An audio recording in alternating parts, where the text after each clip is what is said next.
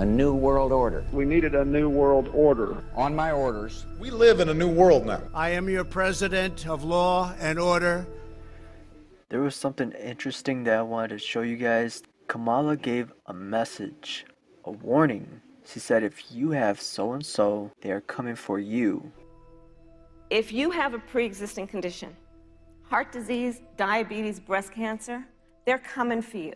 Now when I saw this, I knew immediately that it was a secret message, and it wasn't from Kamala or Pence, even though they are just puppets. I believe this was a message that was directed at patriots, truthers, those who have faith, those who love God.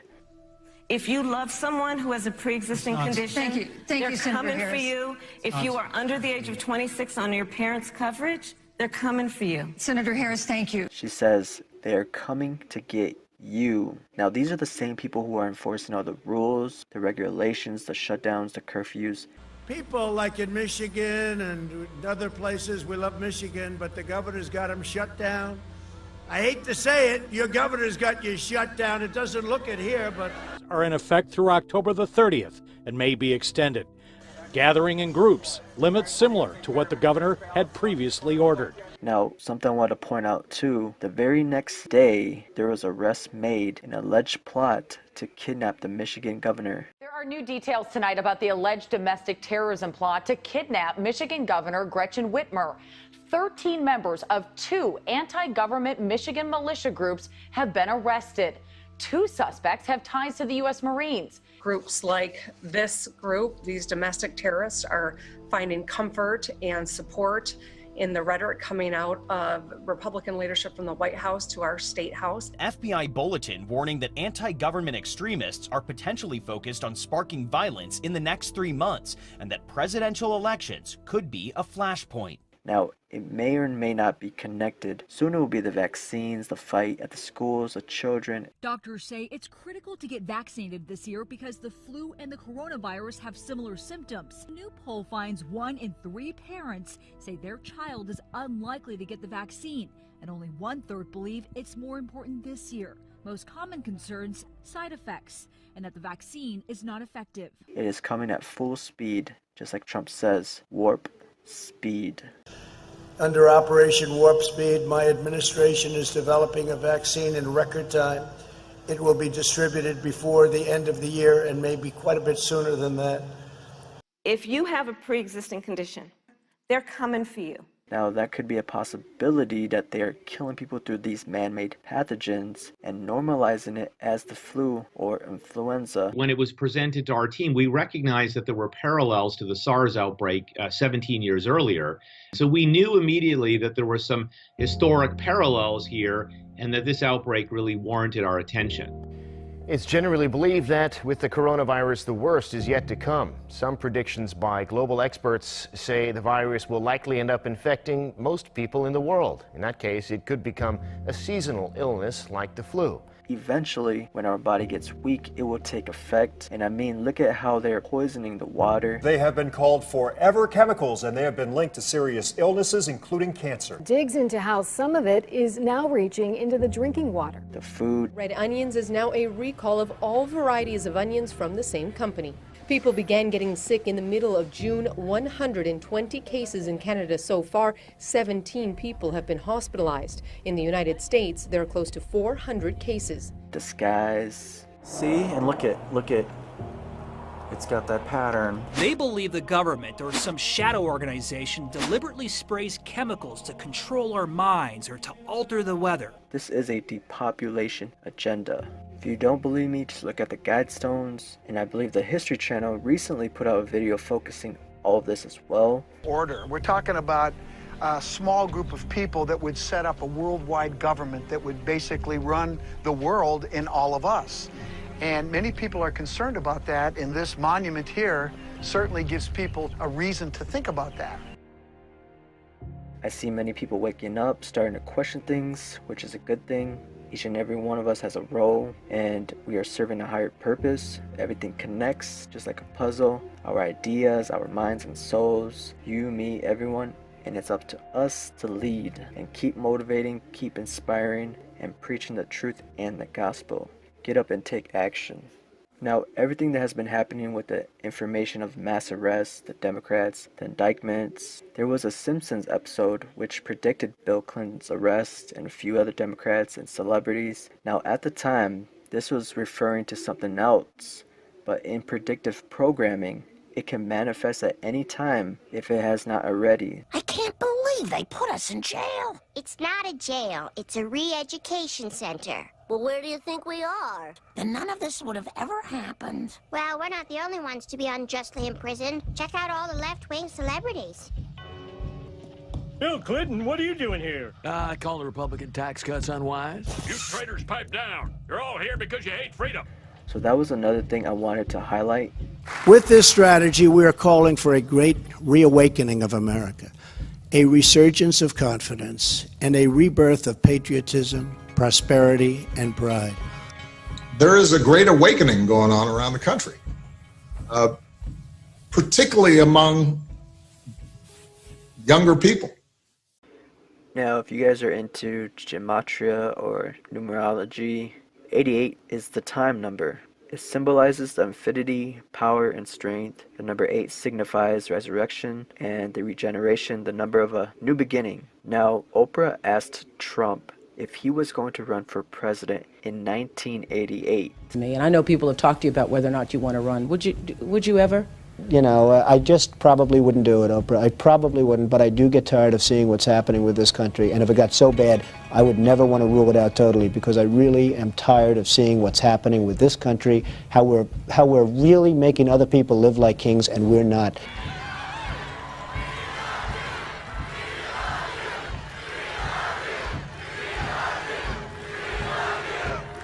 How we're really making other people live like kings and we're not.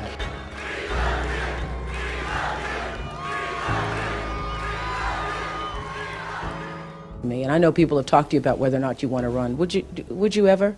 Now think about it. 33 years later, and that is a Freemason number, 33 years later equals 2021. And Trump has been talking about next year is going to be the greatest year. Next year is going to be one of the best years we've ever had. We're going to have it. Next year will be a great year. That will be fourth quarter into next year, which will be the transition that they keep mentioning as well. Look, we're going to have a very interesting transition period into the fourth quarter. I think your fourth quarter is going to be very good, and I think next year is going to be one of the best years economically we've ever had. The numbers are going to be very good into the future. We're going to be very strong starting with our transition period, and next year is going to be an incredible economic year for this country. Next year will be one of the greatest years in the history of our country. It's heading that way. You see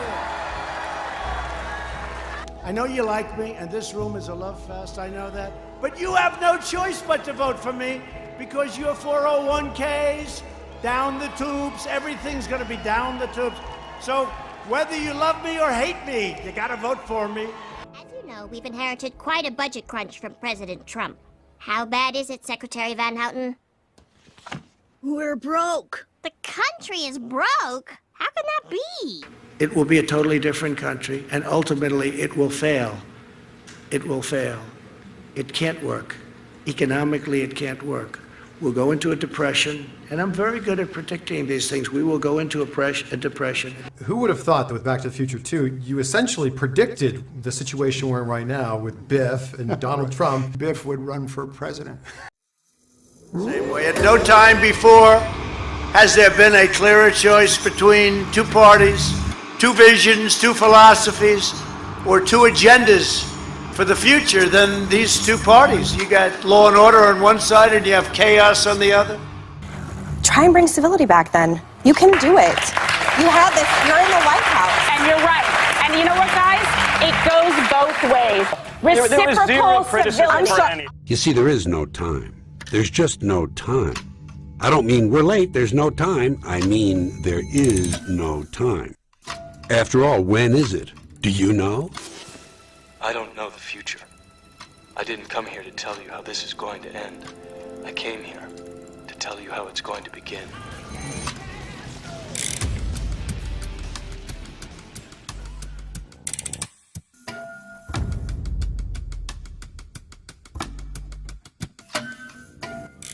If you give people enough information, they can put it together in all kinds of different ways and believe anything they want. Wake me up when September ends. We're going to be stronger than we were when we were riding high. I think Trump, you're going to fall into the rabbit hole of trying to just be so obsessed about Clinton's and so obsessed about going after him. You don't put your own program. You don't think about your own campaign. Mike? Randall? Donald. Mr. Trump here wrote The Art of the Deal. Then he wrote a new bestseller, The Art of the Comeback. 2 books. Wow.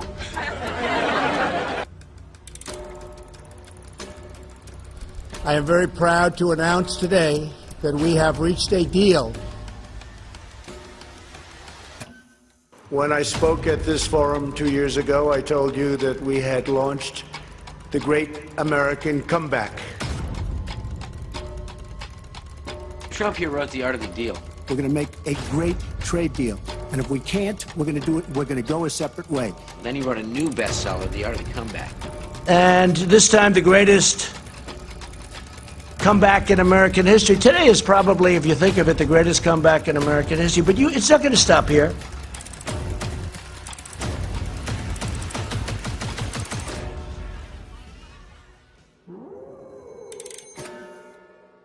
Get those engines started. I want to see you guys drive around. Drive as fast as you can, but don't get hurt. Some motorcyclists calling themselves Bikers for Trump. Of Bikers for Trump. I would say this is a group of 300,000 supporting the president. Okay, kids, make it fast. I've got a plane to catch. We've created a magazine. Mr. Trump, we give you Scabby. These people are still a part of that system, and that makes them our enemy. You have to understand, most of these people are not ready to be unplugged. Mr. Fox, Matthew McConaughey recently said that all celebrities should come and unite around President Trump. So he just became president. That's all I said politically.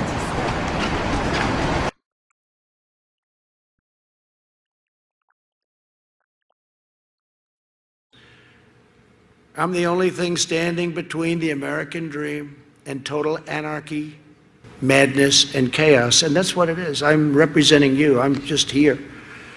I'm representing you. I'm just here. I'm just here. I'm representing you.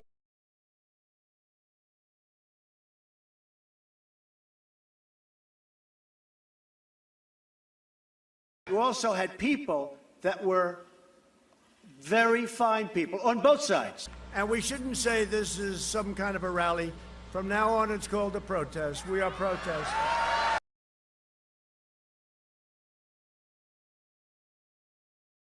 We're going to have a victory on November 3rd, the likes of which you've never seen. I've often wondered what George Washington, Sam Adams, and Thomas Jefferson would do if they were alive today. Not much. They would have been in jail. You know, a lot of intelligent people warned me not to do the show. Said I was putting myself in danger. But that's precisely why I'm here today. I refuse to live in fear of my government. We have to take personal responsibility for our lives. They think of us as statistics. They lump us together in groups. 65% of the blacks think like this. 75% of the women think like that. 27% of the Jews think this way. And 61% of the Christians think that way. 50% of the men think this way. And of that 50%, 46% of the circumcised ones think another way. It's all bull.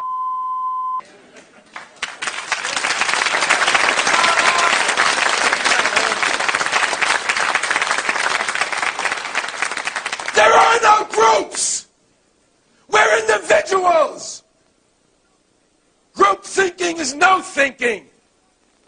It's black against white, rich over poor, straight opposing gay, men versus women, rancher against rapper.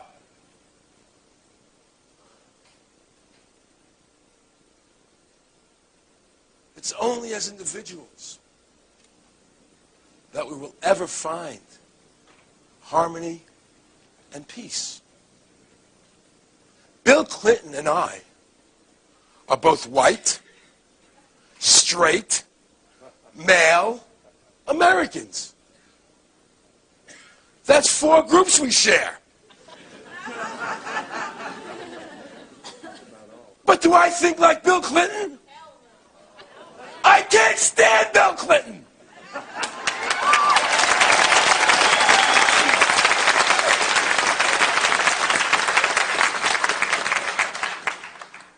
I am Aaron Russo before I'm white, before I'm Jewish, before I'm an American. I can't think like all Jews, or all white people, or all Americans. It's not possible. Divide and conquer. It's an old formula. Folks, we've been splintered. My hope is, God, I pray, my hope is that this show, this series, can bring all these splinters together into a strong oak tree that can withstand the assaults that we're under. So we can once again make our common thread freedom of the individual. So we can all be different and still defend each other's rights and appreciate our differences. That's what it's all about. And if you don't allow freedom, if any of you don't allow freedom for somebody else, then you can't have freedom. Do you understand that?